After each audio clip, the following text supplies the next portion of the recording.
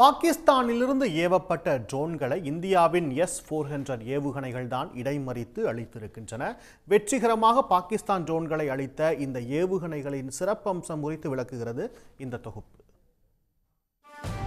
இந்திய எல்லைக்குள் அத்துமீறி பாகிஸ்தான் நடத்திய தாக்குதலை S-400 வான் பாதுகாப்பு அமைப்பு மூலமாக இந்திய ராணுவம் முறியடித்துள்ளது. இந்த S-400 ஏவுகணை பாதுகாப்பு அமைப்பு ரஷ்யாவால் உருவாக்கப்பட்டது. கடந்த 2018ஆம் ஆண்டு இந்தியா ரஷ்யா இடையே 35,000 கோடி ரூபாய் மதிப்பில் 5 S-400 ஏவுகணை அமைப்புகள் வாங்க ஒப்பந்தம் போடப்பட்டன.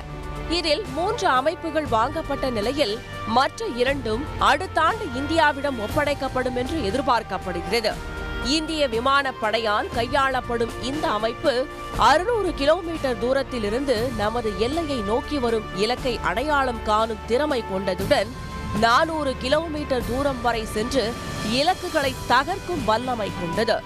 இந்த அமைப்பின் மூலம் 160 இலக்குகளை கண்காணிக்கவும் ஒரே நேரத்தில் 72 இலக்குகளை தாக்கவும் முடியும்.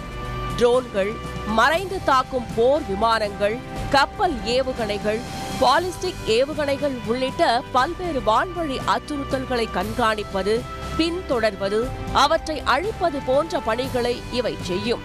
ஒவ்வொரு S-400 அமைப்பும் 2 பேட்டரிகளையும் 6 ஏவுகணைகள், ரேடார், கட்டுப்பாட்டு அமைப்பு உள்ளிட்டவற்றை கொண்டுள்ளது. இதில் உள்ள ஒவ்வொரு பேட்டரியும் 128 ஏவுகணைகளை தாங்கும் திறன் கொண்டது. இதில் உள்ள 4 வெவ்வேறு ஏவுகணைகளை கொண்டு 400 கிலோமீட்டர், 250 கிலோமீட்டர், 120 கிலோமீட்டர், 40 கிலோமீட்டர் என 4 வெவ்வேறு இலக்குகளை துல்லியமாக தாக்கி அழிக்க முடியும்.